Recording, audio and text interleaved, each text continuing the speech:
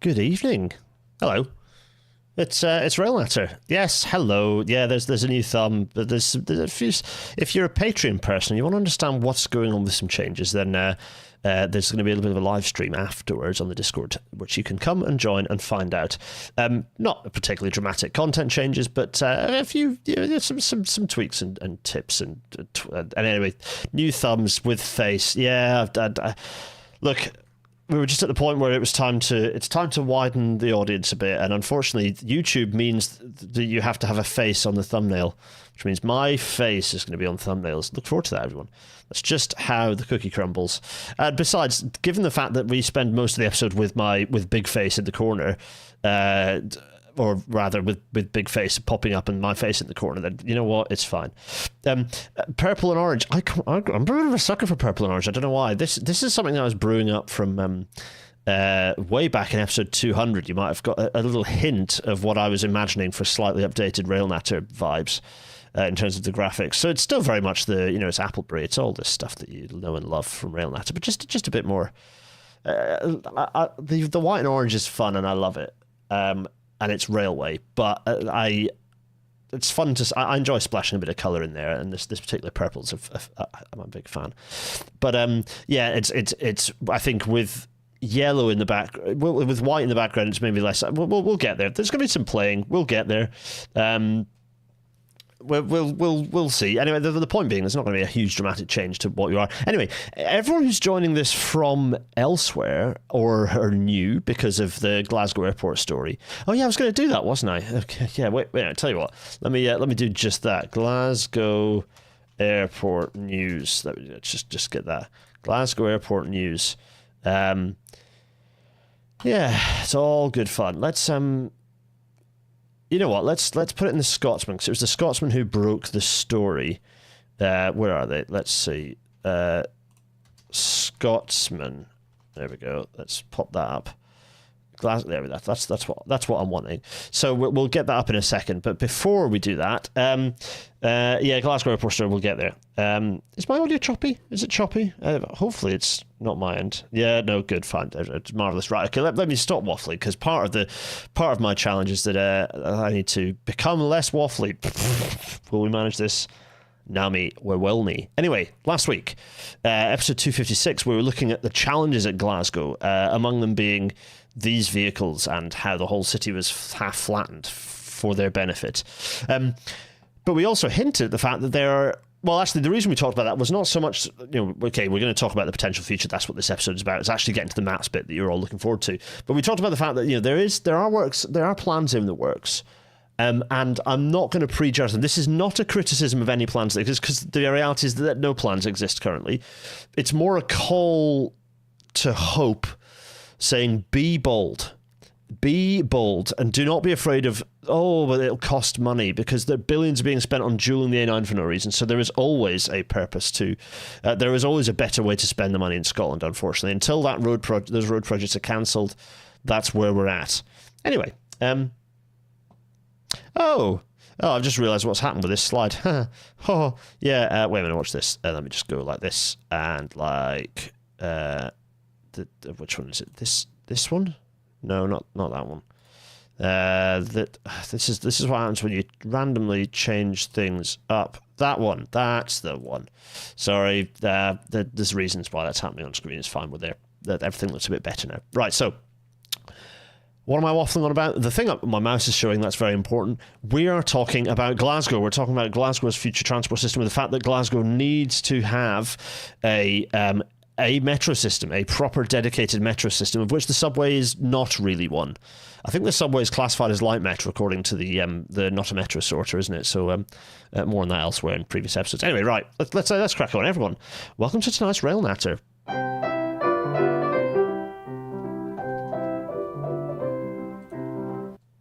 It's going great. I'm going to reload that, and then everyone in the audio-only version can get the editor version. I have no idea what happened there. Bad things happened, didn't they?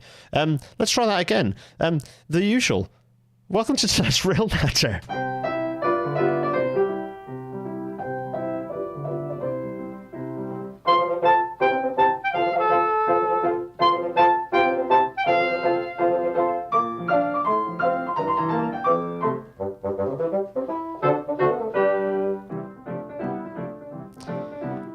And as the Intercity 225 fades away, this bit won't be changing, don't worry. We're still going to have the glorious orange 225 and so on and so on. And that's not changing. Fear not. Professional as ever. Yeah, quite. Whereas who's got their bingo out and they can tick that L as bingo. That's it. Yes. We are talking about what's possible. That is what this whole hour is going to be, 50 minutes, is going to be dedicated to. It's going on the map, talking about what the art of the possible is. And as ever, this is an article on the Glasgow Bell, Moya's newspaper, essentially. Go find the Glasgow Bell, and you can read the piece. And I enjoyed writing it. It allowed me to think properly about what you would do with the existing network, how you would sort of solve some of its problems. And spoiler alert, you don't start that thinking by going, well, this is the infrastructure, and what infrastructure would I like? The first thing I did, and I'll talk about this in a bit, but basically the first thing I did, oh, thanks, Gareth. The link to the Railnatter bingo is in the chat. Gareth the Spanner, a different Gareth, is dropping in. Anyway, basically you start with the pairs of service. You understand what operationally, how do we segregate and untangle and simplify the service so that you don't have really complicated, fiddly, messy bits, and that you do have fairly straightforward A to B services that people can understand where they're going, and that provide you a much higher density in the core, but enable you to service more fringe locations, which you have to do in a city like Glasgow that is extremely large, spread out, and quite diverse in the different sorts of areas that it services. So, a reminder, the network today, you have the North Clyde lines, you have the Argyll lines, and then you have a whole load of stuff shown in bluey purpley here that feeds into Glasgow Central, and then the reddy pinky stuff is the stuff that comes out of Queen Street, much smaller, much less of that, frankly. The north of the city isn't hugely well served, partly because there isn't much of it compared to the south. And then the subway is a loop that circles around the western side of the city centre, essentially. So, kind of largely ignores the eastern side, which is a point to be addressed, but I would say that is better addressed probably by trams. Get some on-street stuff going on.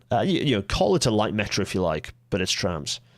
Right, so that's all that marvellous. So the potential future, if we spring back and forth, you'll see the little dots that I'm popping up here are existing stations with the sort of the major stations, if you like, the key stations at the ends of my lines, as it were, which, by the way, in some cases mean added turnback facilities, or it might mean signal turnback, it might mean a physical additional track and platform. I don't know the detail because I'm not designing the detail, but what I am pointing out is kind of broadly where you probably, from a timing perspective, get the best turnaround. And also, whilst also capturing the population density of travel to work areas that nominally go into Glasgow. One of the challenges of, again, we said this last episode, one of the challenges of thinking about Glasgow and Edinburgh separately is that as a travel to work area, that why they work so well is that people travel from the opposite side of Glasgow into Edinburgh and vice versa, and everything in between. So it is difficult to pick them out. But you broadly looking at the higher density core, this is where I ended up. And obviously over on the east side, the challenge you've got is that pretty much all of these, or almost all of these, certainly the North Clyde and what I'm calling Clyde Link, by the way, Clyde Link services. So that's the broadly north-south oriented services. Those are Edinburgh facing. And so that's a capacity challenge. But it's, to a greater or lesser extent, I think you can manage those capacity challenges. You'd have to look very carefully, but with an electrified railway, you have the potential to service both on those lines, which are a little less frequent. Basically, I think you can kind of have your cake and eat it on the Edinburgh-Glasgow connections because of the frequency of the service that goes across to Edinburgh already anyway.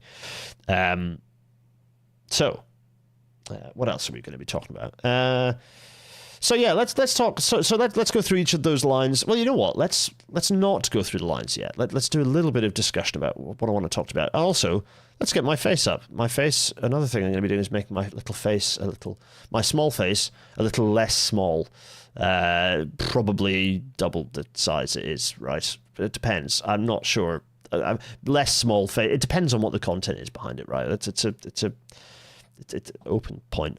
We're working on it. Join the Discord chat later. Anyway, so we're going to go through. So I'll tell you what, I am going to go through each of the kind of the overall sort of the three networks that overlay to give the potential future. I'm going to go through each of them in broad sense, and then I'm going to focus in on not describing the whole network in detail until later. What I'm going to then do is pick three key features that unlock this happening and are, if you like, the major capital investments. Oh, but before I do that, I need to do the news thing that I was talking about, because so last week we were talking about challenges with the with all the challenges and why Glasgow should be bold. What I want to show you this week, oh my god, the adverts on the Scotsman website, it is awful. Whoa, print journalism is broken. It's literally broken. It's quite something. In fact, the Scotsman website has managed to crash Chrome. So that's tremendous. I'm so pleased about that. What I'm going to do is, just awful. Okay. And the Independent isn't any better. Okay, we're going in. We're going to just hope that all that just dies off. Basically, Glasgow Airport will eventually close with flights focused on Edinburgh. So it's basically quoting the one little line from... hello, Alistair, by the way. You're probably watching this. Hi, Alistair. Yeah, it's Alistair. Picked up the point about Edinburgh versus Glasgow airports, which, fair enough, fine. It's an interesting story. Oh my god, where I don't know where the article is amongst all this, but I suppose the thing has to pay for itself, right? But yeah, there we go. Oh, by the way, it's RailNatter one word, Alistair, just in case for future reference. I don't mind too much, but that's anyway. So this is basically just quoting what I was talking about high-speed rail and the fact that Glasgow Airport, and we'll get to this point. Glasgow Airport's doomed, and that's a good thing. I don't think it's not a negative thing. I do have an ad blocker, but I think I've deactivated on the Scotsman so that the Scotsman works. But there we are. So yeah, so I added a few extra lines. So at the timelines I'm talking about are related to what's funny is, so the funny thing about this article isn't my lines, which I'm like, yes, in the distant future this is going to be happening, relatively speaking. What's funny is that the politicians who've waded in. Let's hear what Sue Webber, who's the Scottish Conservatives transport spokesperson, said. These comments will rightly come as a surprise to those working at Glasgow Airport. I'm not saying these people just get chopped off. It's not Grangemouth. You make sure that there's a transition in place. The passenger flights will end, and then goods flights will end, and it's not. You're just going to close it and sack everyone off. That's a private sector way of doing things. Rightly come as a surprise to those working at Glasgow Airport, as well as the millions of passengers who use it to get to destinations worldwide. I don't think it'll be a surprise to them. They're not going to change the airport mid-flight. Given the importance of the airport for jobs and Scotland's wider economy, nope. As we have pointed out in past rail matters, regional airports they are an economic problem regionally. They are not a good thing. They have a negative effect on the regional economy they're within. Given the importance of the airport for jobs and Scotland's wider economy, no. This individual, it's me, who has thousands of subscribers, yep. We've had well over 1 million views and listens of RailNatter. Needs to urgently explain why he believes Glasgow Airport does not have a viable future. I did in the episode for 2 sentences. But also in the future, pay attention to the Glasgow Bell. Moya, I owe you some content on that front. Scottish Labour Transport spokesperson Claire Baker, so here's Labour, said, Scotland's airports are hugely important to our communities and our economy, but under the SNP, poor connectivity is holding Glasgow Airport back. I mean, in a way, not wrong, I suppose. Glasgow Airport should have a bright future, but the SNP needs to show some ambition and set out a plan to help drive aviation growth and decarbonise. So it's the Labour thing of airports are wonderful. Yeah, we need to connect our communities and airports and support the aviation sector so it's fit for the future. This is interesting. Set out a plan to help aviation drive growth and decarbonise. You can't decarbonise aviation. It's not going to happen. Anything more than island hopper scale, it's not going to happen. It's fiction. Scottish Government's Transport Scotland agency also defended Glasgow Airport, said, we support Glasgow Airport's ambitions of securing more direct routes. We are committed to working with Scotland's airports and airlines to help grow our international connectivity, essential for inbound tourism, business and the economy. Both Glasgow and Edinburgh airports declined to comment. Yeah, so there we go.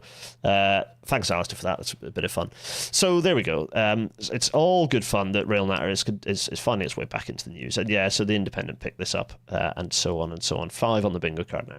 Good, I'm glad. Right, so let's go through each of these 3 lines. My face is in the way, but that you can let's switch my face off for a little bit. So And also, let's do some scribbling. There we go. So, Clyde Link. Yeah, so you have got down... this is kind of essentially what starts with the big thing that you need, that I've pointed out in a black sort of circle here, which is the Central Clyde Tunnel. And we'll get to that in some detail in a minute. The next thing is Sight Hill Tunnel. So there is a need for a connection through to Sight Hill that goes under the city. There is a need for an extension, probably mostly underground, through what I'm calling Hamilton Hill, up to Cadder and potentially beyond. And then there's an extension through Kelvinside that perhaps doesn't do quite what you're imagining it will do, because everyone always goes, oh, Botanic Gardens, but I'm not sure necessarily that's where you end up putting the route, but we'll get to that. In the south, the network is largely extant. It's just about what you do operationally, because there's weird things like the loop and the various things that don't make a huge amount of sense operationally, that you need to attempting to fix those so you have linear services is some thought. Yeah, exactly what that looks like depends on detailed design and stuff. I'm not going to overdo that, but so you can see that we've got the challenge you've got here. Is the other challenge you've got, and we'll get to this, is balancing the number of locations in the south with the number of locations in the north, because you want to have a balanced number of trains going from north to south. So have I done it? What's this? This is 1, 2, 3, 4, 5, and 6.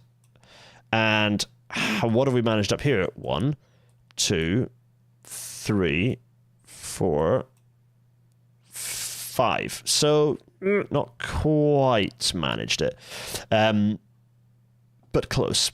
What was that? I think, let me have a think. I think it's because I proposed that you would have more, basically you're having more services running onto some of the other, I think there's a logic, anyway, basically, you can sort of see, and there's the potential for other, anyway, we'll get there. Also, you can see the exchanges with the other lines shown here, which I'm retaining the names of, even if I'm kind of botching up what they do and where. So, that's Clyde Link, what I'm calling Clyde Link, which is focused around the Central Clyde Tunnel, as I'm calling it. So basically taking the railway under the Clyde, tying into both Central and Queen Street stations. More on that in a minute. What other things do we have infrastructure-wise? Well, the North Clyde line.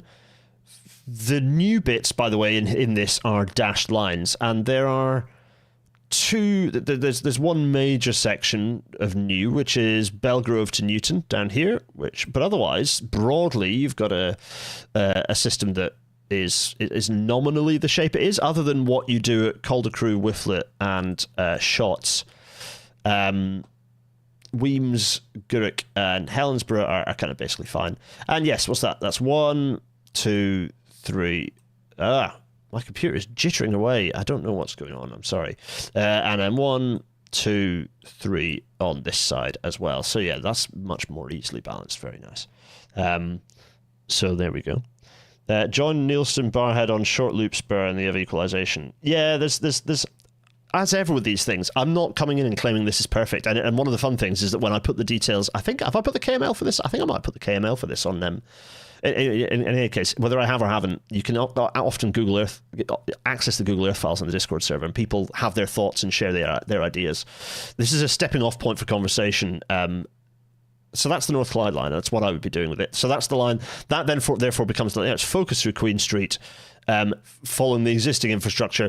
Other than a key piece of new infrastructure I would add would be a new tunnel right out, quite a way out of the city at Longhaw, providing a connection from the south of the Clyde to the north of the Clyde, kind of in the location of the Erskine Bridge, but not kind of nominally doing the same thing except facing a different direction.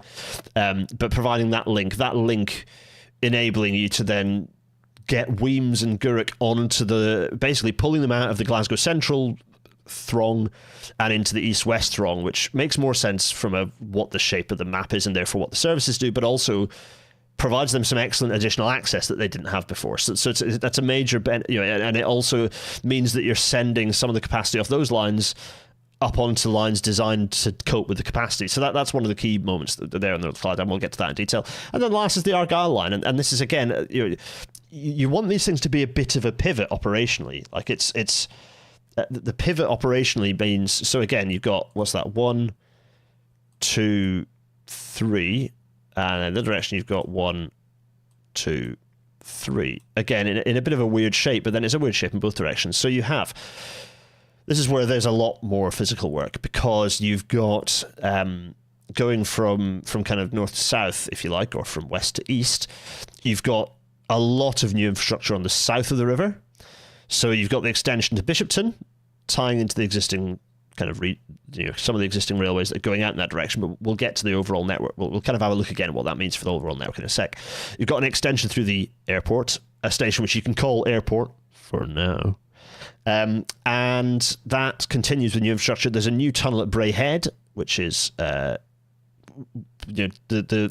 advantage of these being dedicated electric services is that you can deal with the fact that the vertical alignment will be fun for that, but we'll get there.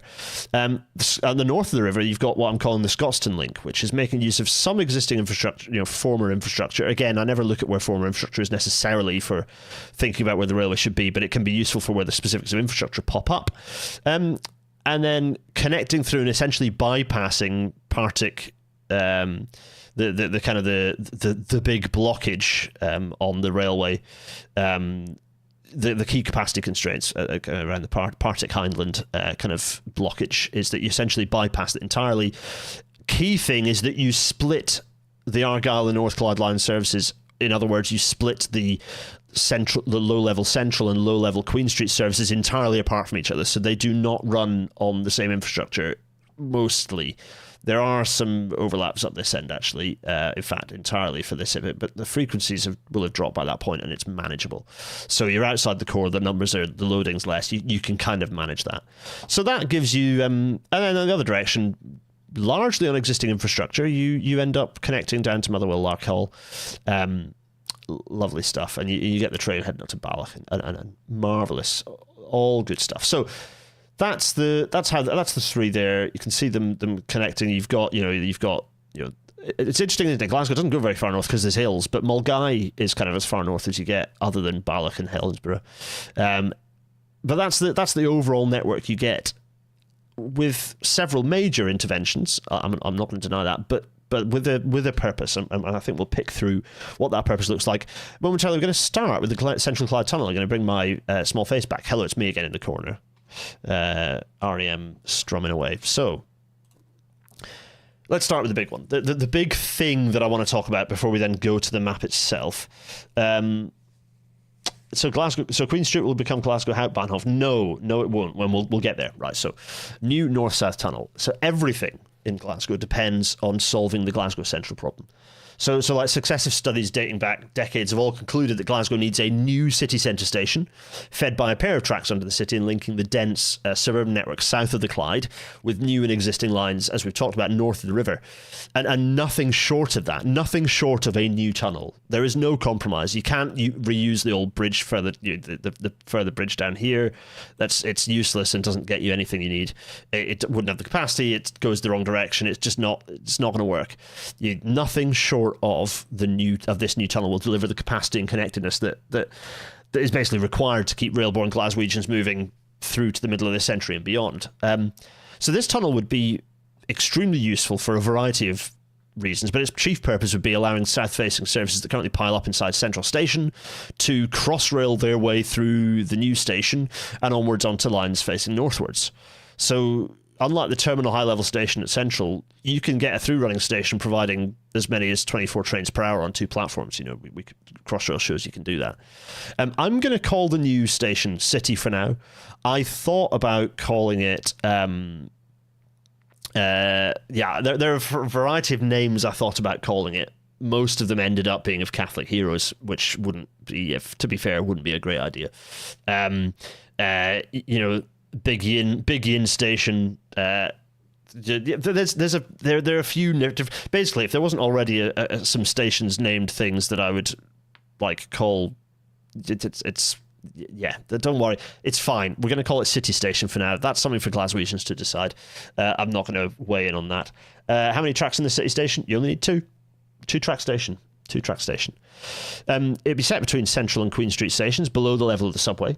So we're talking about not a straight north-south station, not even a station that parallels kind of Buchanan Street. This is a station that would basically be a line connecting from and providing a physical connection between, for pedestrians that is, Central and Queen Street Station. It would follow a similar design to Crossrail stations in that you'd have the two separate tunnel bores either side with a central passenger flow tunnel that would provide the passenger connection between Queen Street and Central, creating a single station complex between them, because the distance between the two stations is not that large. So it set between the two stations below the subway and linked into all four of the stations within its footprint. So high and low level Queen Street and Central stations. It would also, let me focus myself and keep on the details. So building it and the connecting rail tunnels would enable the creation of a unified network of north-south lines, kind of similar to Thameslink. I keep saying Crossrail, but actually it's very similar to the Thameslink system, really. And if you had 8-car trains running on the system, you could achieve 13,200 passengers per hour in each direction. If you go for longer trains, you can get higher than that. The challenge with anything more than 8-car trains is the rest of the railway would struggle to facilitate that. That doesn't mean that you don't build the underground infrastructure with the capacity for 12-car trains, because you can quite happily move that many. If Glasgow grows into a London-sized city, then why not facilitate the potential? So you within reason, you'd passive provide, but I think you'd find it extremely challenging to get even consistent 8-car trains across the whole network. There's a long journey to go on before that becomes a consistent scale of before you exceed 8-car trains. 13,200 passengers per hour per direction is a good, decent throughput, and it would accommodate all the suburban services from the south and enable new suburban services in the north.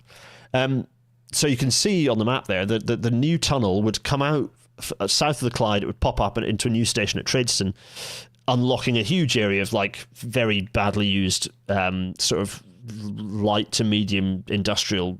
Some of the industrial is fine. You can mix in amongst the industrial with commercial and indeed residential with a modern city. You can do both. It's not where you have noise industry. You buffer it with sort of commercial and you can make that work. But Tradeston is a missed opportunity. There's a huge opportunity for more development there, and then that it would pop up south of Tradeston and link into the lines that currently go straight into Glasgow Central high level station. So those, heading towards Paisley, Barhead, Neilston, East Kilbride, Newton, that sort of thing. And then north of the new city station, it would link. Firstly, it would link into tunnels. Via tunnels under Sight Hill, through a new station. So you'd have a new station at Sight Hill, and so I'd say the first thing you do is build that connection, because you get the connection onto the kind of Barnhill and round, again, new station there, and you get the connection outwards onto the lines towards Croy, etc., etc. So it's Cumbernauld and so on. So that's how you get those connections. Is that's the first tunnel you do, and that gets kind of that gets you your sort of first part of the infrastructure. But you then think about what you do in terms of expanding further and expanding the Northern Railway network, because the Northern Railway network was decimated over the kind of the last 60, 70 years. And it means that you have a huge area of extremely deprived Glasgow that has absolutely no effective public transport. The buses are moderate to poor on a bad day. So I was going to say, yeah, so you get new tunnels under Sight Hill through a new station, and they pop out amidst the former St Rollox works. So more development potential there, linking east onto the Cumbernauld line and north onto the Springburn line towards Croy. So you get this way to Croy and this way to Cumbernauld. They're marvellous. Now, in the longer term, then, what you start thinking about doing, the orange, by the way, is the subway. Oh, yeah, it's labelled. Marvellous. In the longer term, what you want to do is then create more new lines in the north. So what I've looked at is what I think those would broadly look like, tying in the kind of the deprived areas in the north, making sure you tie into areas that don't have provision at the moment. So one of the things you do is making use of some sections of the former Glasgow Central Railway to link Kelvinside onto the Yorker branch. So we'll go onto the map and look at what that looks like at a larger scale. So it links onto the Yoker branch at Jordan Hill, and then it allows this line to be split from the North Clyde line and partially alleviates the Partick-Hindland bottleneck, and the other creates a completely new link through Hamilton Hill and beyond to Cadder on the Forth and Clyde Canal, which could follow any feasible route that best links the deprived and unserved areas north of Glasgow. So I've kind of been like, here's one option, but you could go with whatever feasible route would best tie in these deprived areas and potentially go further, into development along the canal and beyond. There's potential for development there. There is space. So what I've called Rock Villa, Hamilton Hill, and then kind of beyond. So that gives you that's kind of the core. That's the Central Clyde Tunnel. That's the core.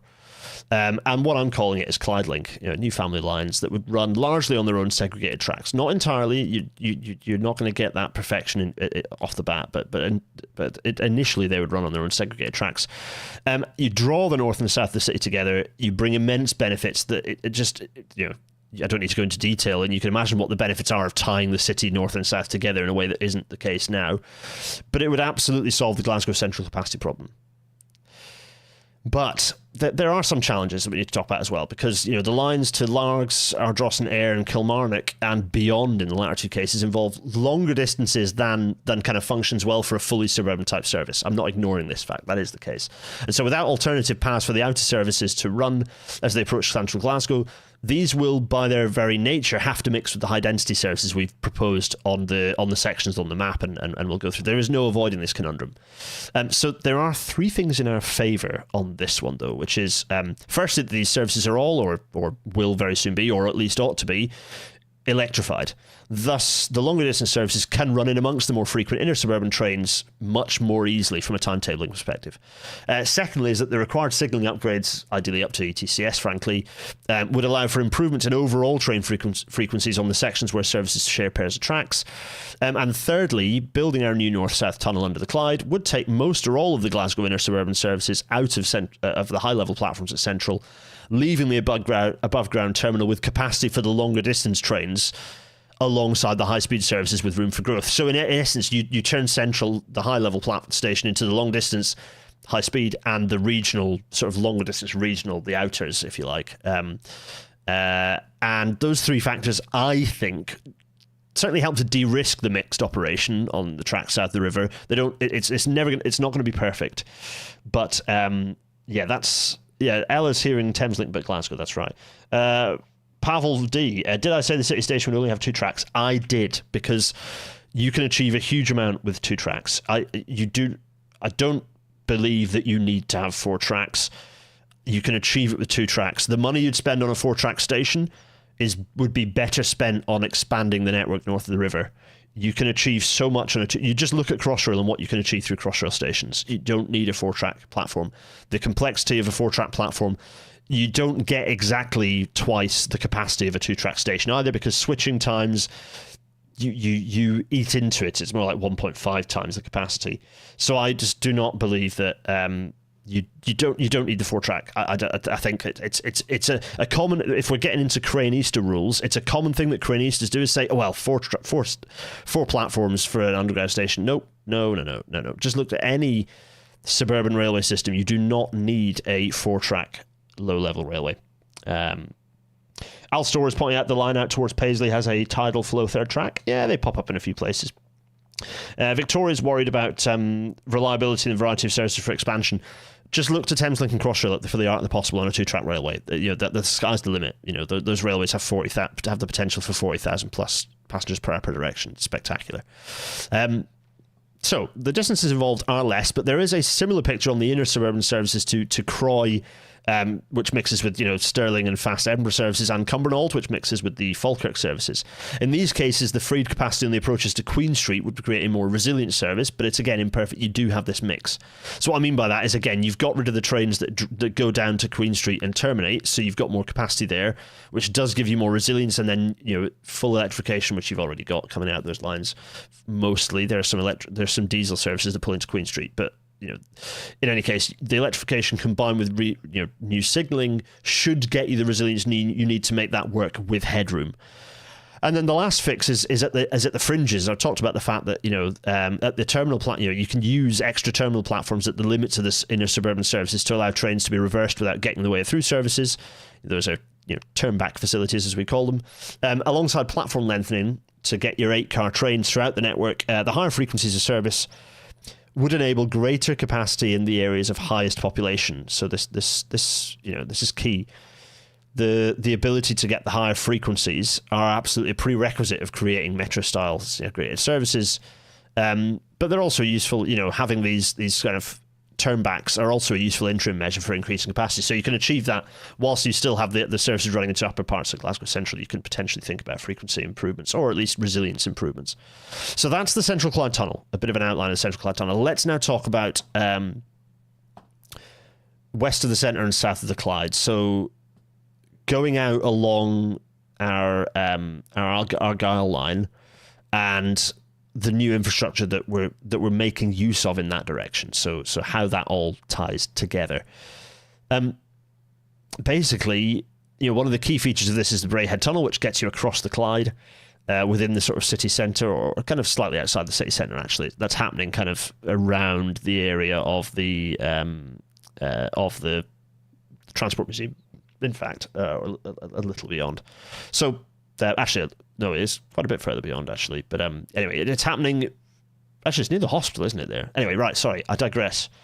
Rail Natter folks, welcome. People are asking questions like: are these 8-car trains 20 meters, 22.5, or 25 meters? Firstly, I do not.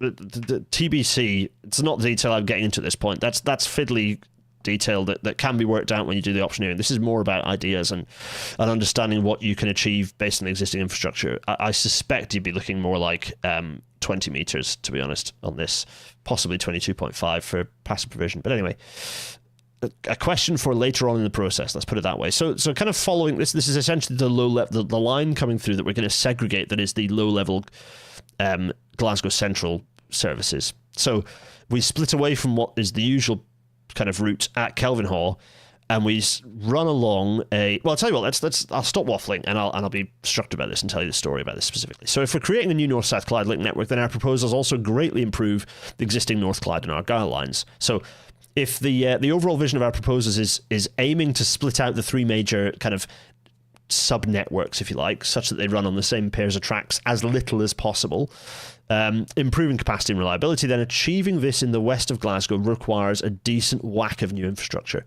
This isn't just to split the operations of the Argyll and North Clyde lines west of the city through the notorious Partick-Hindland bottleneck, but also to bring underserved areas onto the rail network and provide a new link across the Clyde. So we talked about Braehead Tunnel, that's what we're referring to.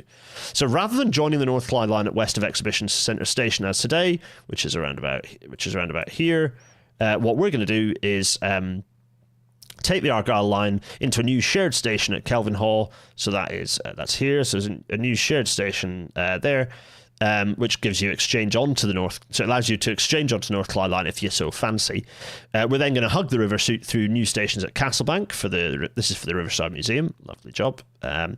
Whiteinch and Scotstoun, so that's going this direction. So there are Whiteinch and Scotstoun. Kind of, there's a bit of new existing infrastructure, but tying in with a bit of existing, the probable new infrastructure as well. Not least getting you back onto a new route to get you back onto the existing infrastructure before you hit Yoker. So that we join what we're calling the Yoker branch, and then what happens at Dalmuir is kind of a bit TBC. You also see that we are running concurrent services through Yoker, Clydebank and Dalmuir. So there is a bit of a mix along here that has to be worked out, and how exactly you achieve that. Again, you get decent frequencies through here, and what it means is you get some choice for people in kind of a bit further out of the city centre. But that just needs to be managed from a capacity perspective. This is absolutely... So all of this is prime development land. There's a lot of dead land down here, and it's absolutely prime development land, ripe for better public transport links. And the same is true south of the river. So if you create this new tunnel north of Shield Hall to take a branch off our new Argyll line south of the Clyde to Braehead, you get your nice Braehead station there, before splitting it again with links to... split it here, you get your links to Renfrew, to the Advanced Manufacturing, then something or other district, something or other. What is it? Advanced Manufacturing Innovation District and Airport. That's in one direction. There's to the airport. And in the other direction, to Erskine and Bishopton via Garneyland and Lindburn. So the area, huge areas, high population, zero rail links. A sizable chunk where there's just no railway around here. None at all. It's just a void. And it's hopeless because it's an area that is developing and continuing to be developed. People are asking if this would be flying junctions. Yeah, yes and no. To some extent, yeah, but you don't need flying junctions. If you have double junctions, you get most of what you need. So yes and no. Again, it's kind of later detail in honesty, but you don't need that. For the most part on service patterns like this, you don't need flying junctions because flying junctions, you can achieve it with a double junction. If we just remind ourselves that double junctions are fine and crack on. So this is the key point. There's lots of interesting chat going on at the thing, which is why there's some hello William Stewart, some interesting kind of suggestions and chat going on here.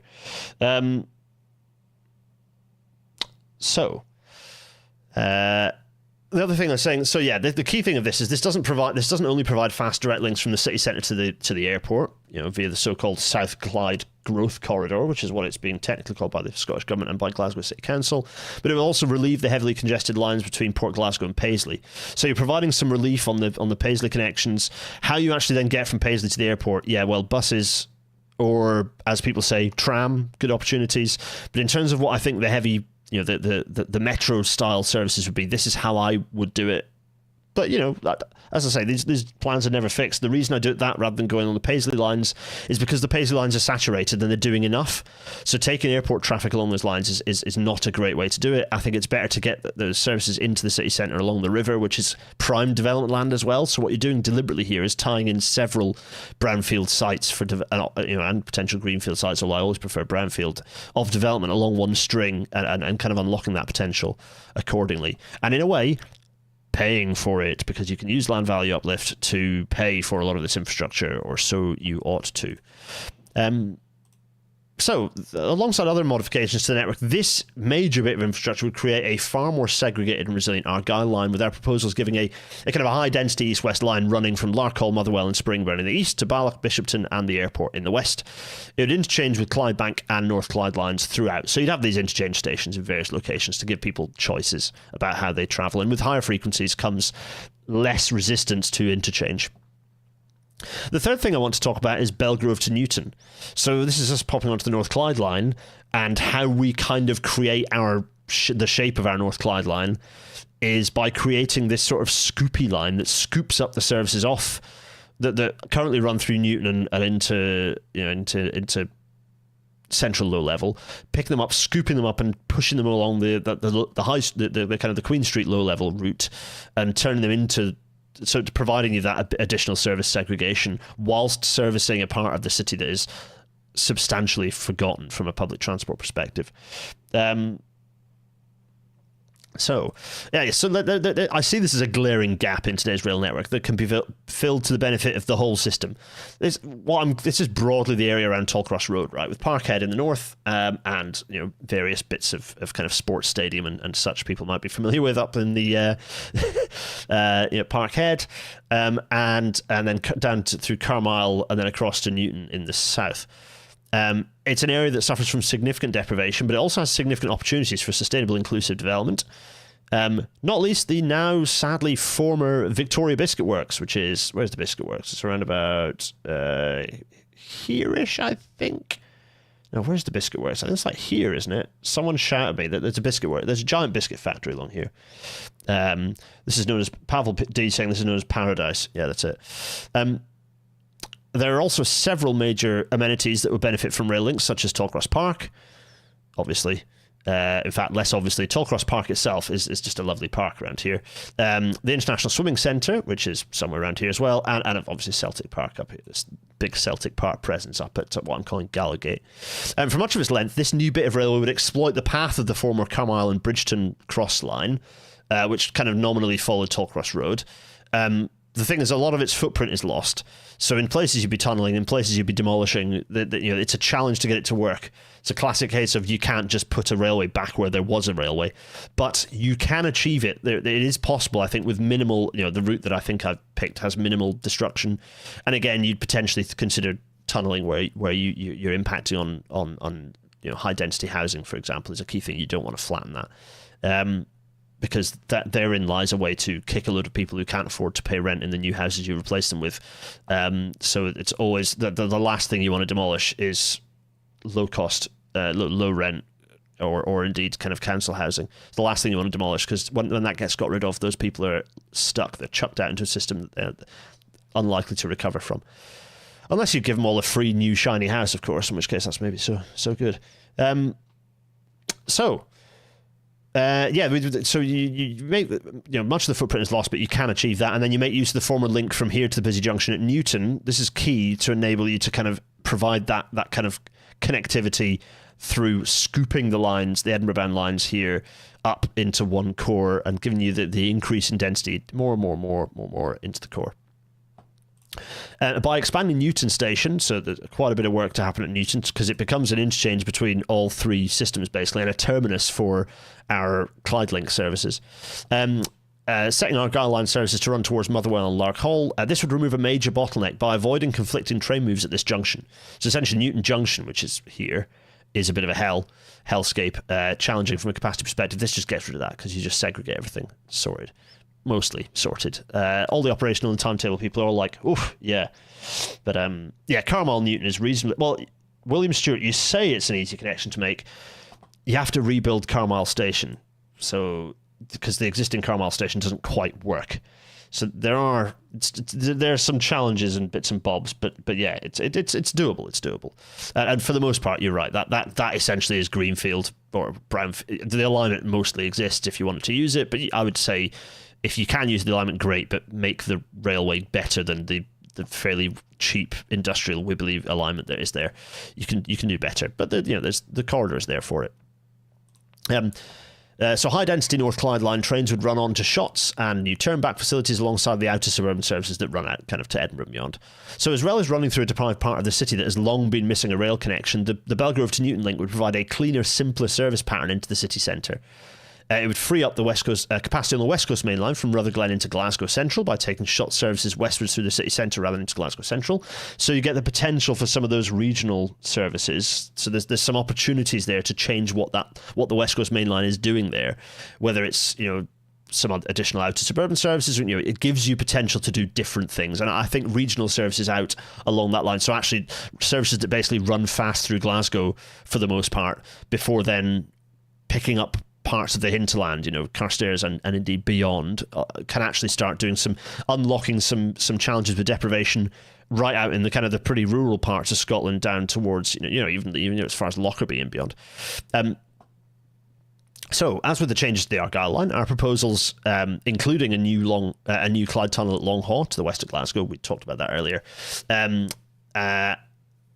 create a North Clyde line running from Caldercrew, Whifflet and Shotts in the east to Helensburgh, Gurrock and Weems Bay in the west. And we've for the most part, we've freed it of bottlenecks, which gives it the capacity to accommodate growth into the second half of the century, rather than just the middle of the 2030s, which is what some of the incremental stuff that we've heard about has achieved. Would all three systems have a 24 train per hour core each, or just Clyde Link? I think, yeah, you can achieve 24 per hour on it, but I think probably Clyde Link has a higher capacity because it's got more fringes. I think you don't need to run quite those levels. You can go for a... I did do the numbers on this, but I didn't quite decide on... it's the sort of thing that it's getting into the worms a bit, but I think if you had 6 trains an hour on the branches, you end up with an 18 train per hour through the core on both the Argyll and the North Clyde lines. So I think I was aiming for 6 trains per hour on the fringes, which then gives you 18 trains per hour through the core, which gets a decent whack of people moving through. So 24 per hour on the north-south core, and then 18 trains per hour on the east-west connections. So that's 18 trains per hour through both. So that's 36 trains per hour east-west through Glasgow, but on 2 railway lines. So yeah, I think this whole lot it's beautiful. But as I say, before we get into the worms of it, But I'll tell you what, we'll talk about the end stuff at the end. But let's do some mapping. Let me just make sure I'm all OBS'd up. Let's get some maps up. Let's do this thing. So here's the network. And where to even start? Well, let's start in the order I did. Let's have a look at Clyde Link. Let's have a look at the tunnel. So, where you've got the sort of Tradeston station. You see what I mean by the way, about all the brownfield. You very quickly start realizing how much of there's potential for development in areas here. At the potential to be building the service through. Of course, you're getting a situation where you're connecting, the connection of, firstly, they're very close to each other. They're like 2 blocks apart north side. It's just shoving a diagonal station.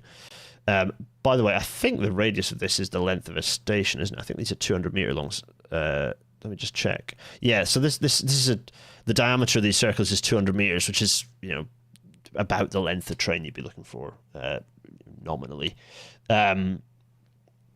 So that gives you an idea of there's a bit of extra walking to do to get onto the platforms, but you'd kind of create concourse. So you'd have and also you need vertical, so you need horizontal distance for the vertical changes as well. So this kind of means that you get your vertical and horizontal movement onto the platform level and then back with a bit of potential passive revision as well. And also you would certainly think about connections. It's not just a connection here and here. The advantage of this going through the heart of the city centre is that you'd create access points into this. You'd massively maximize the permeability. So you'd be bringing people into the station not just from the end, but right the way through the city, and it would provide a way, kind of following the vision of the 40s, 50s, and 60s for Glasgow, just not around the car. You create sort of this kind of walking-based connectivity in the city that people can hide from the rain and the wind as well. It's Glasgow after all. And then coming out the other end, this is where you get the split. And so this is very simplified geometry here. Obviously, this S&C design. I have nominally had it straight with a curve on it for the S&C, but anyway, this is centerline high-level design, giving you a rough idea. But you can see, if we follow our first bit, you can see you climb up through the tunnel, new stations, work your way around and join the existing infrastructure to connect up through to the Croylands and then Cumbernauld in the other direction, and you kind of run through, join the infrastructure, and happy days, there you go. So that route, fine. And you can see how you're connecting into areas of, housing estates and such that have been demolished, so on and so forth. This is where you get the 2 other branches. So let's go for the short branch up to Cadder, as I've described it, kind of under and over the canal, round areas of pretty high deprivation and abandonment, again, ex-housing estate, flattened. And then through, again, more areas of housing development that are happening, tie through under the graveyard, and then into a soggy puddle that is next to the canal. Yeah, this is where you absolutely get the benefit of. This is potential development land around here, but also it's a nice area of the city to bring people out to, and it might be that you can then extend this. At that point you can start. You do Austrian style or mainland European style. You can just keep, or just once you've done that, you just extend it little bit back. You just go pop little extension, Metroland it if you need to, and you can get it further out and start serving areas that don't have rail line. Pull it in and connect up to areas that don't have rail connections today. So there's opportunities there. Then the bit where we're using the old Glasgow Great Central Rail, I think you all know what I mean. So we're coming out northwards, totally new tunnels, nothing here. Coming up through and tying in, so getting close to where there is rail infrastructure. So at this point, you can tie into where there was previous rail infrastructure and attempt to, follow along here where people would then go, well, that's where you need to split along the Botanic Gardens line, because there is a subterranean railway that whizzed along here, disappeared off, and went up here. But it doesn't. Reusing it would be extremely difficult because of development. So it's not hugely useful. It'd be fun. It'd be nice to have a connection across here, but I don't think you can manage it. So you build a station here to service this area because it's lovely, but also well connected. What is that near? Where are we? Let me just get my bearings. Near Frankie Ball's house, whatever. Round the corner here, and then this is where it then basically entirely segregated from. You basically split out. You rebuild. This is where I have to get my where's me. This is where I get my mapping out to remind myself. to remind myself of what the... Where are we? Let me get my... There we are. This is to get my interchange stations up, so I can remind myself what's where. Oh, because I didn't put all the station names in, and my memory for such things is not as good as it used to be. So this is where... Yeah, I can't remember. It's fine. People will tell me what the... Actually, you know what? I can do it from this bit here, can't I? Because we're going on to... I'm just reminding myself of names. There we go. Yeah, fine. Oh, I didn't name it anyway. Fine, marvellous. So this is... Did I not? No, I didn't. That's fine. It's fine. Everyone, Jordan Hill, thank you, everyone. This is what the chat's for. Jordan Hill. Yeah, fine. Jordan Hill. So at the moment, Jordan Hill is the train split off, and they've got a little Jordan Hill station. It would rebuild Jordan Hill as an interchange station between the two lines. I think nominally what I'd be doing here is probably having a high level and low level platform situation.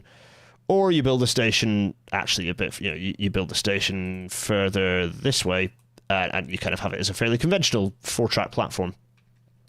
But the key thing, there's a critical beat for y'all.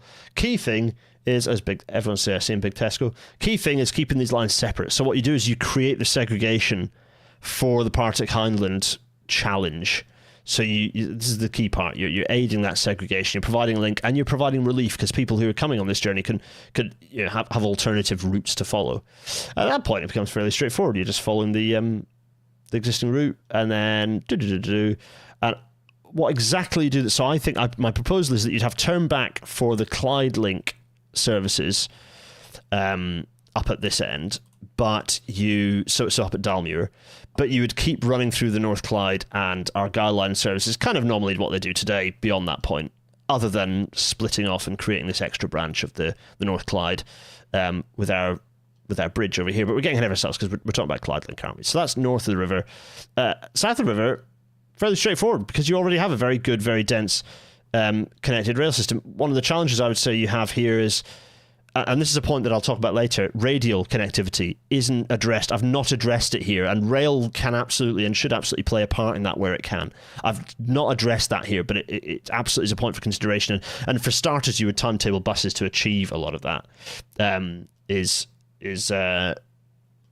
key. So the radial connections, by which I mean the fact that getting across, making your way across from East Kilbride over to over into Motherwell, in that direction. Sorry, so basically going east from East Kilbride, it can be done. East Kilbride, yeah. The connectivity there, it's like, well, why that's a challenge. East Kilbride's a massively populated area. It's also a joke that it has the services that it has. Like, East Kilbride merits its own tram system to tie into these stations. And again, there's no reason not to think about considering extending this line further. You could do that. You can actually extend this further, albeit with the limitations of you don't want to unbalance it too much in terms of having the trains running too far on one leg and not far enough on the other. You kind of want reasonably balanced. You're right, Harry Harrison, you're right. Orbital is what I mean.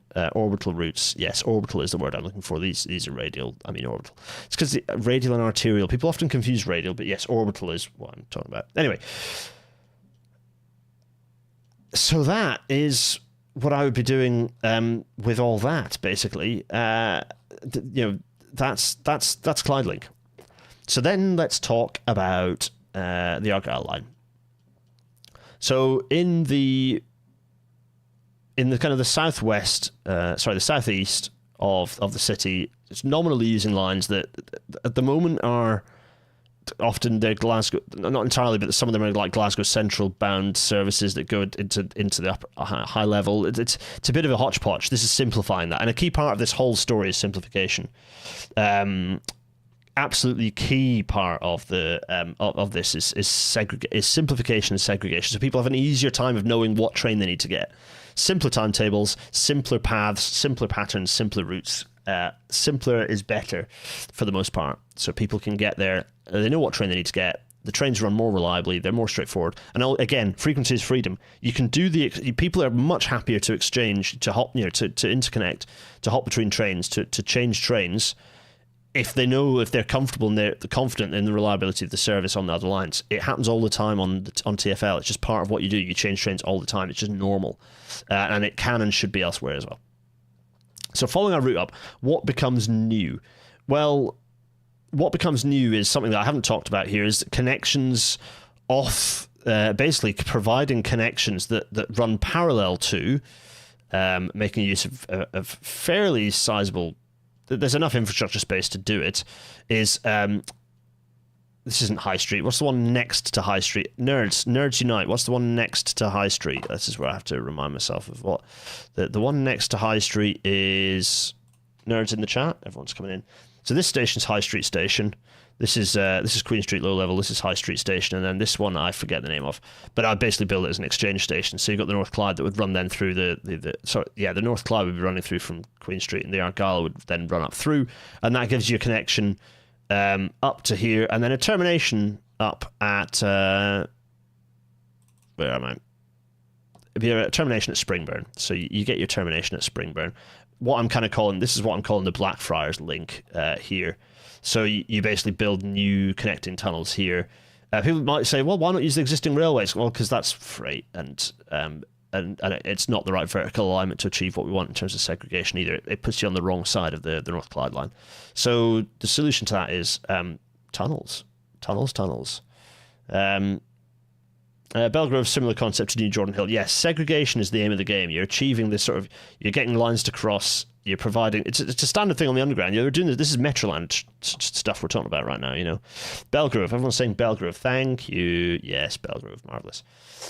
Right, so the other end of the Argyll line is where the fun stuff happens. So this is where you've got the current line, you can see you get the connection, and then you join on to the wonderful two-track Partick Hindland bottleneck. Well, no, not with what we're doing. This is where we build our new infrastructure. If it involves bulldozing some of the motorway, then or the A road, then so be it. But I suspect you'd. I mean, to be honest, what I would do is build a roundabout here, build another roundabout here, and just get the road across, because I don't care about journey times for the car, and then essentially create the crossing of the railway that way, so you get a cheaper railway.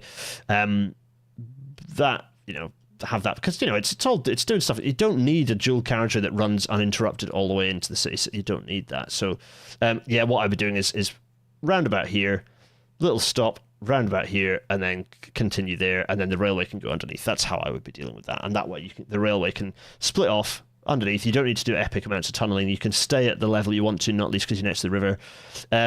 Go through, forget, who cares about the car park? You can reorient the car park afterwards. Riverside Museum gets its station connected with the footbridge. I think I put the station here. I suppose you could put the station wherever I think I put it over here so you don't get in the way of the bridge structure that you put here to get the height. You know, the vertical alignment probably isn't conducive to station. So you'd have a walking route that would connect through, and essentially you create riverfront development so that it's quite a nice thing to do, to walk across, get a bridge across here, and so on and so on. There is actually a bridge. I think there is a footbridge crossing the river here now, isn't there? It's yeah, that's I think these are the bits for building it. In fact, they've got it's a load of sheet piles, I presume, and piles for them to put the bridge structure in. Anyway, yeah, because that is is it here? Is the bridge here? Anyway, that's a useful connection. Bridge is open, not used it yet. Oh, thanks, Cat Belly Buttons. Alien. Yeah, there is a footbridge from the museum to Govan now. Yeah, Govan's got a connection, which is nice. Lovely. Yeah, it's well, I'll tell you what's a really fun place to go and play is here. I've been in and explored all of this and wandered over the wooden bits. It's fascinating, and kind of fascinating. It's like sad that might disappear, but to be fair, ripe for some very, very cool riverside development, and I hope they crack on. This area is a desert in terms of, like, also bridge here. It's a bit weird, like the way this land is. It's partly because there's quite a lot. This is very deep water, as you know, as it was a very healthy dock, very deep water. But it's yeah. Dean and I walked around here to then get to here to go to the cinema to get which we didn't end up doing, but get some food and then cross it. It's just very strange, very strange situation. Anyway, sorry, we continue on our wonderful Argyll line, and we have our junction to then build our Braehead Tunnel. And this tunnel has to be pretty deep because it has to go under some very deep dockworks here. So it will drop quite dramatically, like DLR style drop. Hamburg, very probably a good model for how to redevelop Glasgow docks. Fully agree with that. Yes, please don't demolish the port tunnel to bypasses, please, says Askretston Oryx. Yeah. So let's stick north of the river for now, though. So continue along. This is where we get what I'm calling the Scotstoun link, where you can see there's all railway, but there is also very good cycle routes. So the cycle infrastructure must be retained and kept as accessible as possible. But you have this existing infrastructure that you can make use of. And it's just a rare situation where it's not rare, but it's one of those situations where the existing line of route is very useful to make use of to avoid making a mess of people's lives. But again, achieving this whilst keeping the connectivity, Britain hates it, but the thing I'd be doing with this is viaduct, is raise it up. Some of this is already raised, by the way, but where, if you don't have a raised area, put it on stilts to ensure you maintain that permeability. Where you do have existing embankment, make lots of holes in it. Because the railway, the problem with the railway, a major problem with railways, is that they are a massive dam to people moving from one side to the other. And whenever we build new railways, we should be avoiding that at all costs, and we should be spending solid money to ensure it doesn't happen. You should be going for like mainland European style, Copenhagen metro style elevated infrastructure. If you've got if the railway needs to be up high, then don't put it on a permanent physical embankment like we're obsessed with in the UK. Put it on stilts. That's fine. And kind of cool looking. We're getting rid of a depot here, or at least making a mess of connections to a depot. That's a challenge. Like, that's not a thing to be ignored. How exactly that looks and how you've solved that problem needs to be thought very carefully about. And it might be the case that actually you change the depot space and you have this depot feeds into this line, this depot feeds into this line, but how that works is a challenge. I'm not going to pretend that's not an annoying challenge, but it's doable. We're currently building Shipley. I was lead designer on Shipley Depot for a while, a couple of years ago or a year ago, and we were building that because the railway was being affected around Neville Hill Depot in Leeds. So there's precedent for this. What you do is potentially just move all of this depot space somewhere else, a bit out of town, more accessible, not more useful, because the reason this depot is still here is because it's very useful. But what you can do is build the other depot at some point and then give this land to someone else to do something else with, or you can create a third depot and that accounts for the loss of functionality in this. There are things you can do, but this is, I'm not going to pretend this isn't a massively annoying pain in the backside to link in at the depot. That is a challenge. The other thing you can do, of course, is build the depot up here and create a connecting line that way along this, what is optimistically by Ordnance Survey still recorded as a railway corridor, even though there's no railway there, folks. Sorry, it's very decidedly gone, and that could be some fun development, couldn't it? Anyway, that's one thing you could do, but there are lots of options. That requires its own assessments, but yeah. Anonino, friend of the show and former guest. Lovely to have you along. Thanks for joining. We're getting there, folks.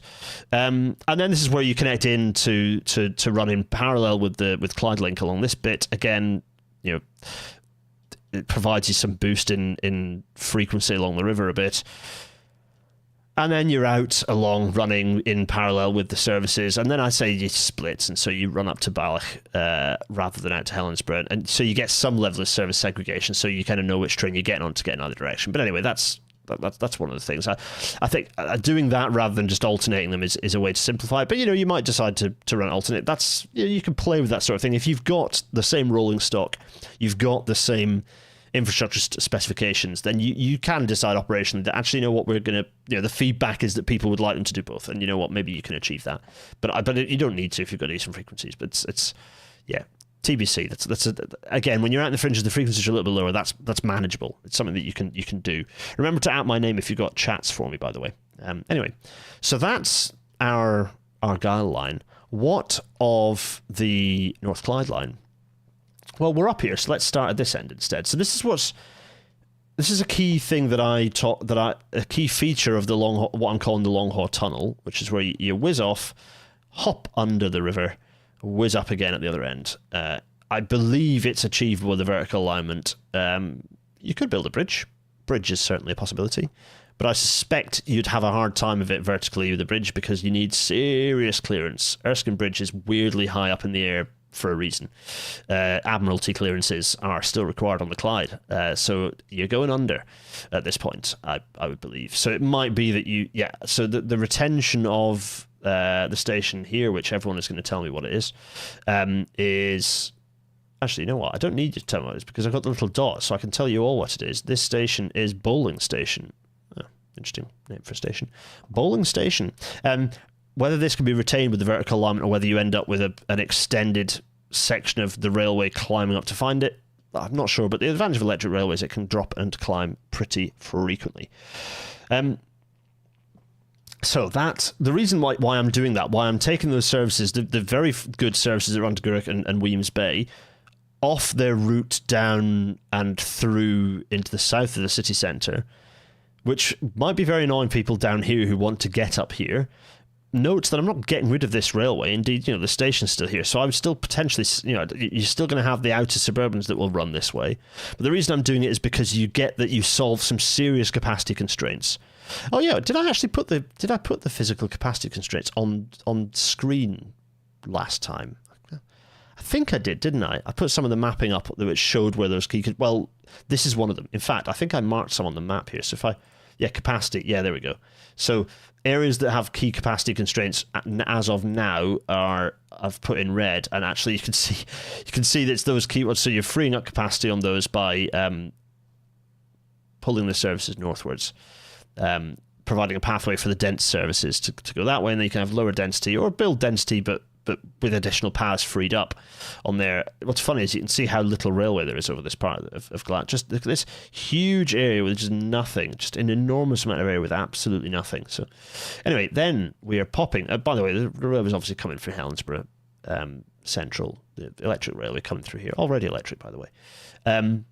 Running along, and this is where we have our split.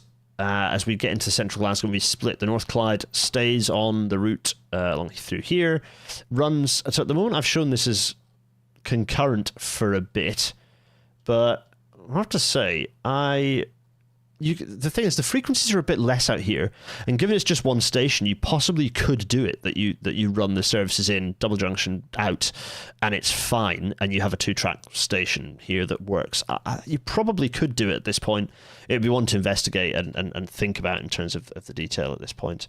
Yeah, I reckon with a bit of sheet piling, you could get 4 tracks. So the challenge is what you do in terms of splitting the service, because as you see, the line comes in and then crosses again. So, well, I suppose what you do is actually, because it's coming in a tunnel, it's just about what you'd have to reorganise the railway at this side to keep the Clyde Link line on the other side. So there'd be a bit of rejudging on this side to make that work. But you could do it.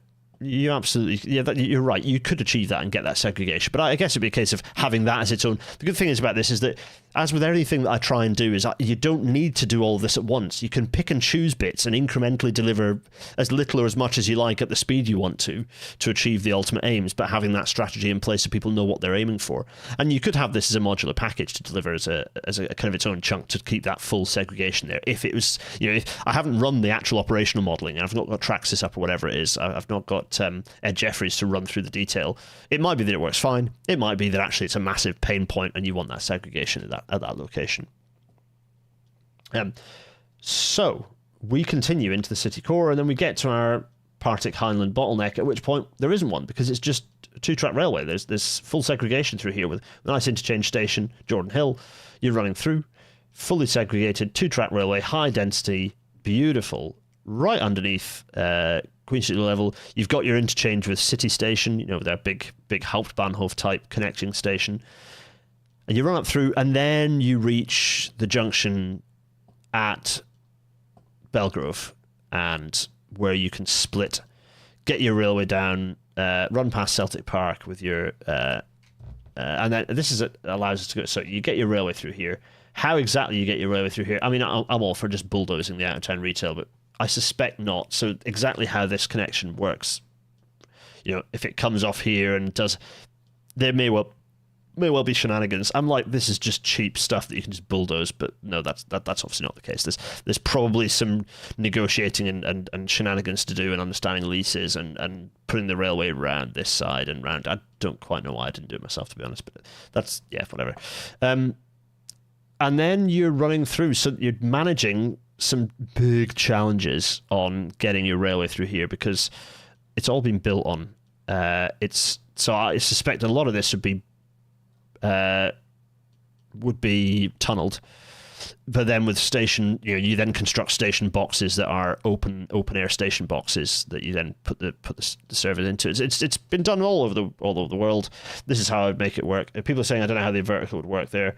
The challenge with Tollcross Road up here is this is absolutely tunneled. You're not getting that in any other way. But again, this alignment, the geological detail would probably give you a railway alignment that's not quite as neat, but it would do things like curve here and then there'd be things that it would do based on places where like where you could put shafts for construction and all this sorts of things that influence this sort of thing beyond what I've done as this first pass. But it's broadly giving you an idea of what you could achieve. Coming through here, there's Tollcross Park, which is lovely. I think that's the biscuit factory there as well. Yeah, that's the biscuit factory. Coming down through, by this point you're much easier. It's much more space to come through. A little tricky getting across the motorway, a little tricky negotiating some of the infrastructure that's around here, and then you have to realign. You have to realign what is Carmyle. Yeah, Carmyle Station needs realigning essentially to give you and then you have a junction onto the main line here. So that's some work.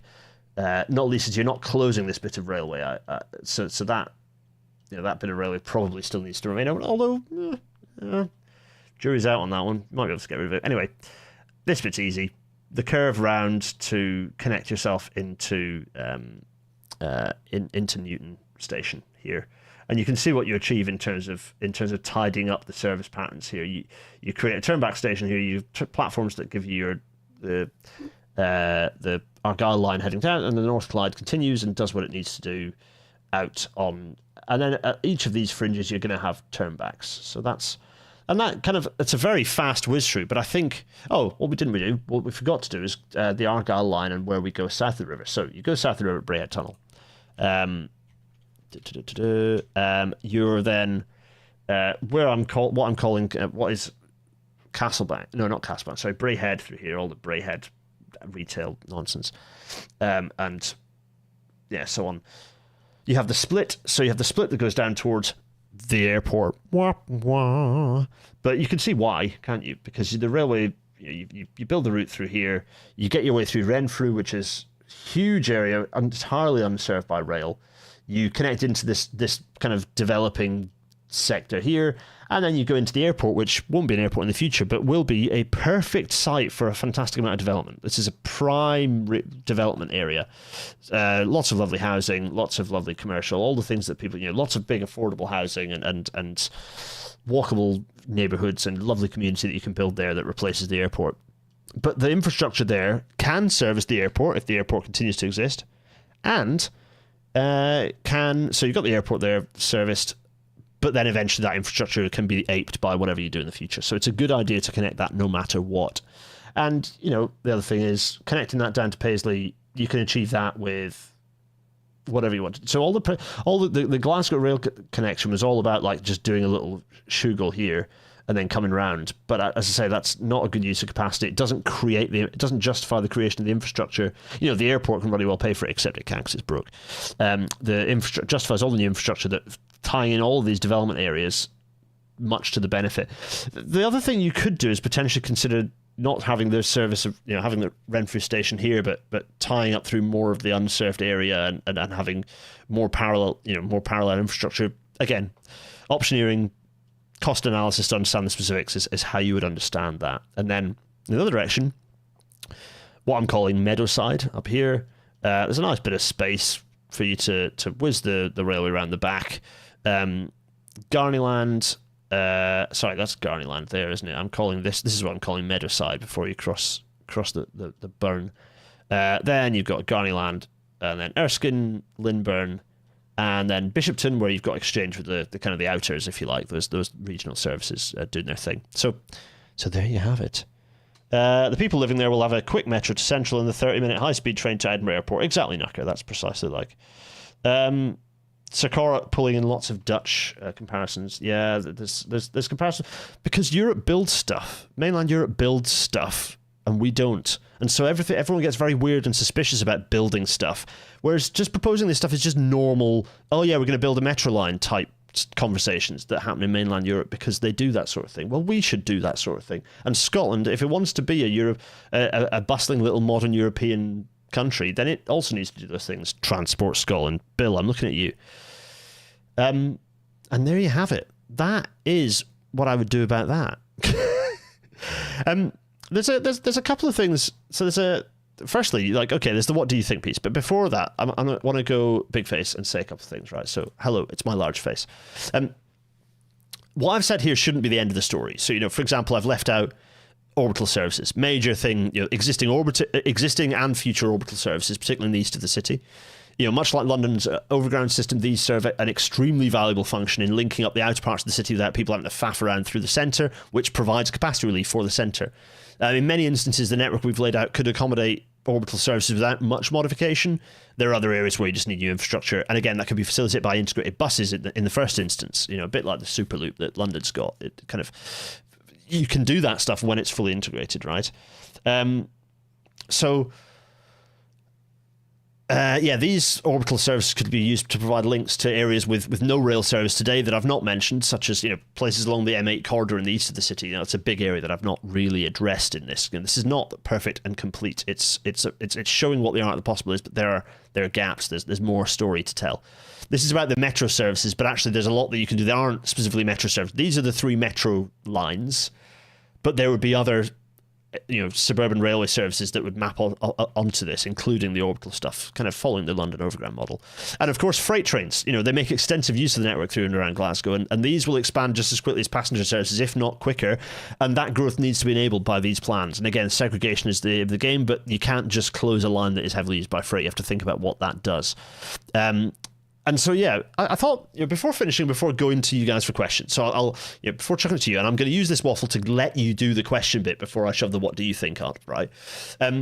What is the classic question? Oh, yeah, let's address the classic question, which I think I've addressed before, which is, what about the wee subway? Well, for everyone who's watched this but didn't watch last week's video, we talked a bit about this in last week's video. The reason it's not factored into these plans is because to make it as useful as part of a wider network, you'd have to rebuild every single one of its stations.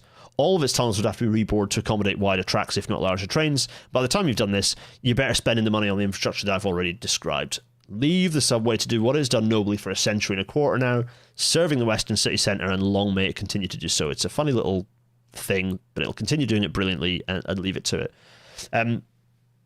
Unavoidably, over the next 30 years or so, Westminster is going to realise at some point that it's going to be unavoidably spending tens of billions of pounds on public transport infrastructure, and for every billion spent, a sizable percentage arrives in Scotland through Barnett consequentials to be spent on transport. Transport is a devolved matter for the Scottish Government, and Scotland and its cities can therefore, and should therefore, be planning for a bold, visionary future accordingly. And my hope with putting this on screen is that these proposals show what such a vision could and should, at least in its grandeur, look like for a wonderful city like Glasgow. So, I do sort of like the idea of expanding the Glasgow rail network by just adding interlocking circles. Get it done, Scotland. So there we go. Chuck your questions in at my name so I can see your questions, and I will address and talk about them. That is it. What do you think? What are your thoughts? It's run as a bit of a long one, but we'll 5 minutes of chat, 5-10 minutes of chat, and then we'll round off. But I'm glad we spent a bit of time on this. This is what you wanted, right? So, Nucker would be interested in my opinion of some of SPT's proposals, such as turning much of the railway network into a metro with a single core in the Argyle Tunnel. Not as ambitious as what I've said, and they don't tackle the key problem, which is no proposal is complete without the North-South Tunnel. Like, none is complete without the North-South Tunnel. Jack Elliott, in short, it isn't the £100 million consultant-delivered proposal that will get mothballed. It's a strategic vision. Yeah, quite. Yeah, a lot of money's going to get spent on consultants. I'm not in the best mood with consultants at the moment, as you might imagine. Having been doing it for a decade before it chewed and spat me out because it's run by cowards. Multinationals run by cowards, but it's they're going to spend a lot of money on saying nothing more grand than what I have. So let's hope that the well-paid consultancies, if not the well-paid consultants, because invariably the engineers aren't, it's the pure consultants who aren't who have consultant as their job title that get paid the big money. Let's see what they come up with, right? But the point of this is to hold them to account. Is to say if they've come up with stuff that's not this visionary, then you know that they're not doing their jobs. They're just kind of paying lip service. Network of Fan 465 opinions on the Civil Town Tunnel shouldn't have been built. If it was built, it should have been just for pedestrians and buses and bicycles. What are my proposals for rail between East Kilbride and Hamilton? Orbital, and therefore I've not gone into the detail of it, essentially. That's my lazy response to that. The subway almost seems redundant under these plans. No, Jimmy. The subway will continue being really well used, and it should be considered integrated with the trams and the other. It should be sort of thought of as like an underground tram, and then build the tram, the kind of the core city network that's for people walking around the city centre, around and looping the subway into that, as it were, literally and figuratively.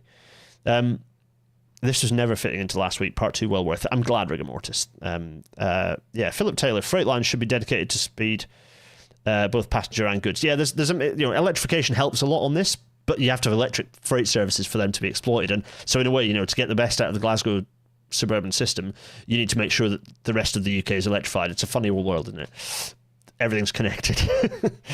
And in some cases train worms, there will be dedicated freight corridors. There already are in Glasgow. There are already quite a few lines that are dedicated freight corridors.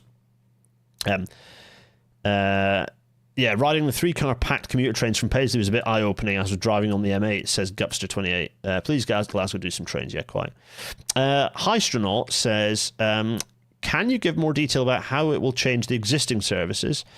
Also, can you do it for other cities, such as like Aberdeen? So I've done it for a couple of cities. There's Birmingham in the works. Manchester and Liverpool I've been asked to do.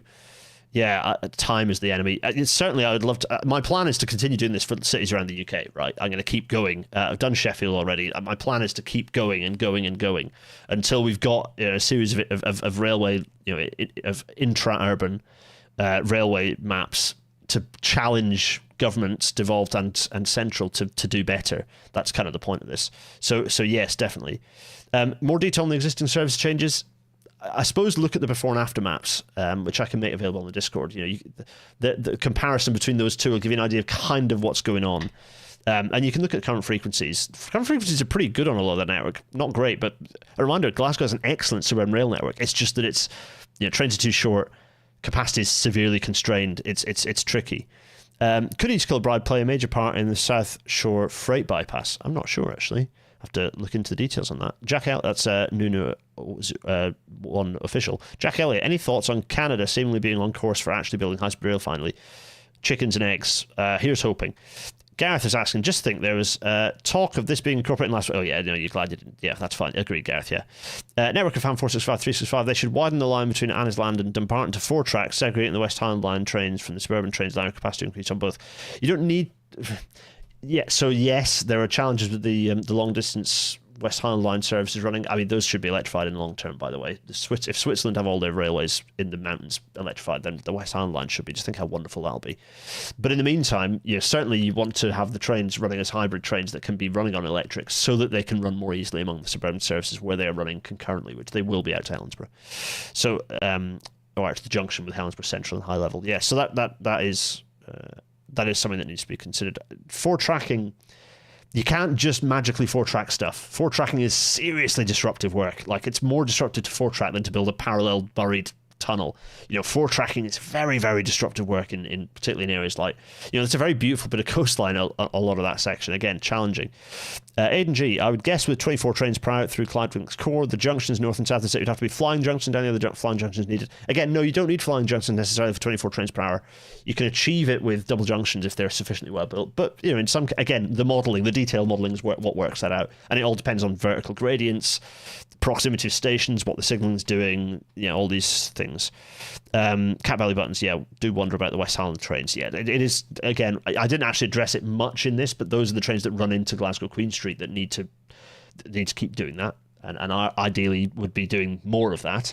But again, you need to be running electric trains that are electric in the core and have as best as you possibly can with an electric and diesel train running at electric performances to run in amongst the services. ABB should have designed an RC loco for British loading gauge after they took over Brel. Do Exeter and Devon. I am going down there. Absolutely, I am. Right, so I pity you if you try to attempt that analysis on Irish cities. I'll get Ananino back again to do those.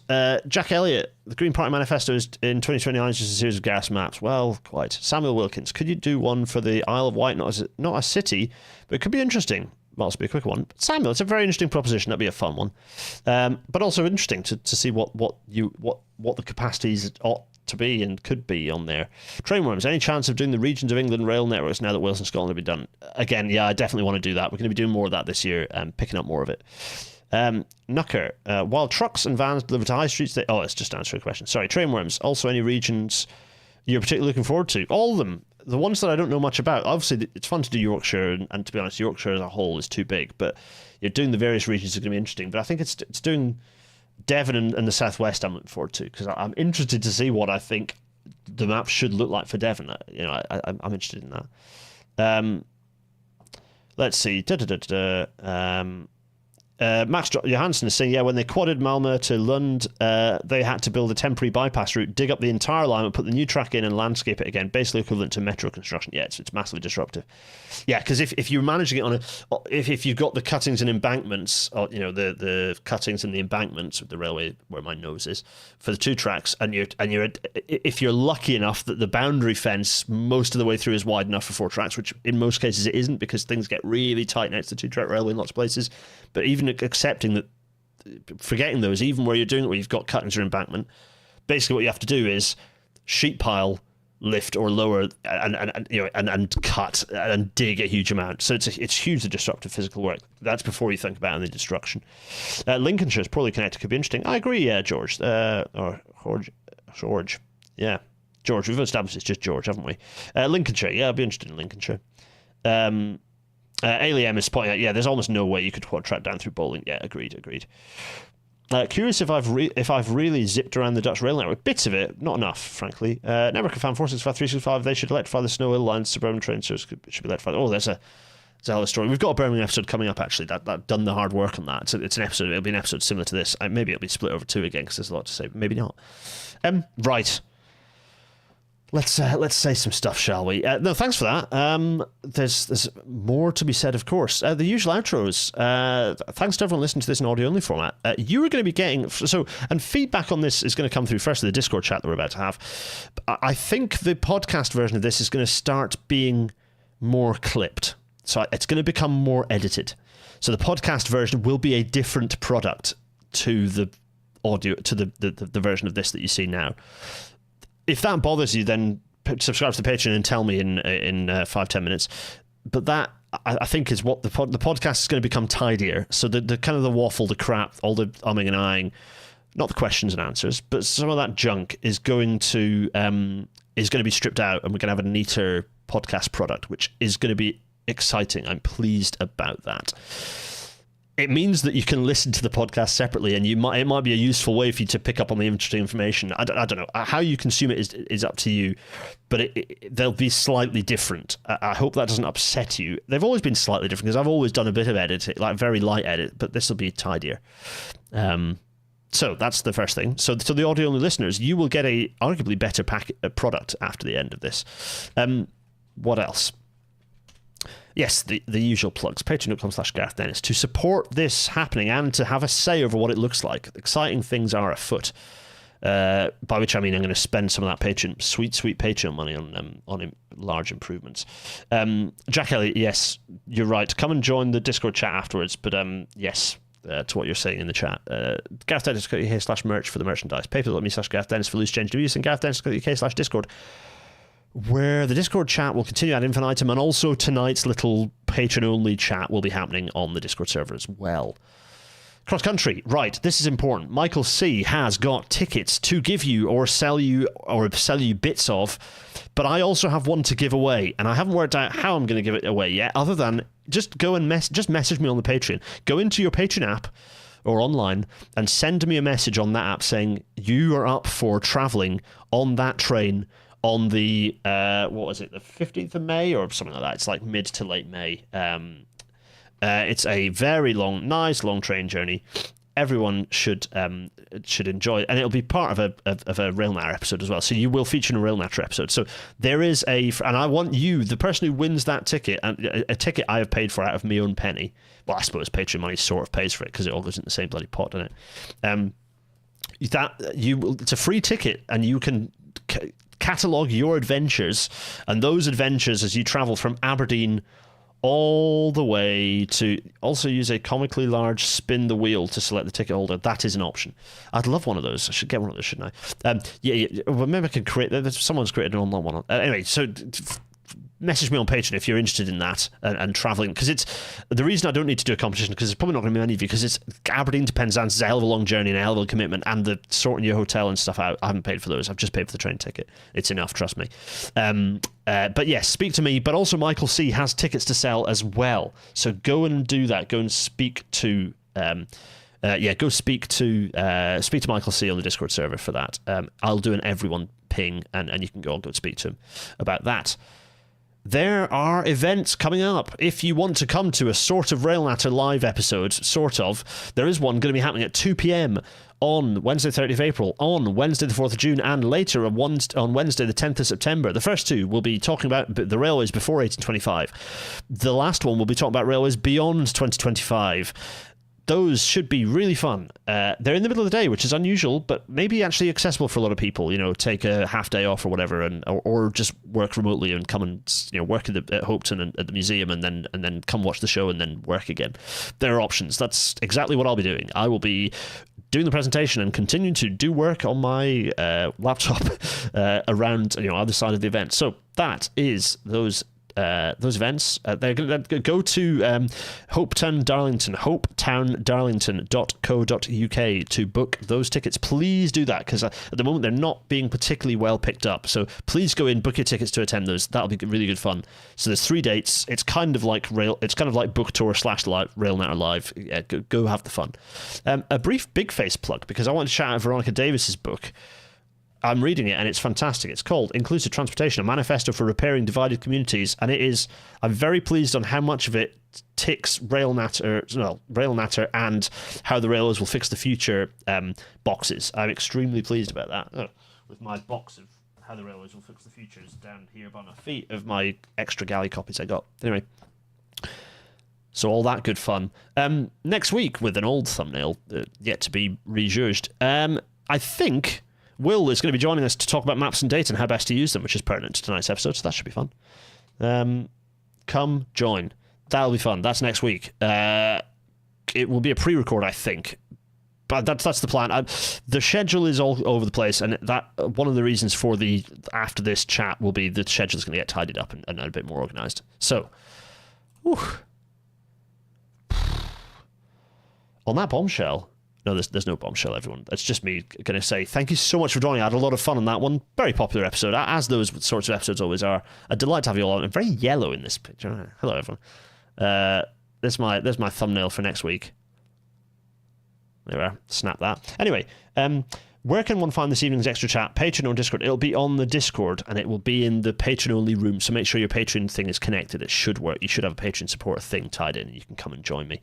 I'm going to stream a little bit of Kerbal Space Program while we're chatting as well. Anyway, enough of that. Right, everyone, thank you so much for joining. Delight to have you all along, particularly for the new people joining, and those who've stuck it out until this last bit through the outro, thank you so much. I will see you next week. Cheerio, everyone. Cheerio!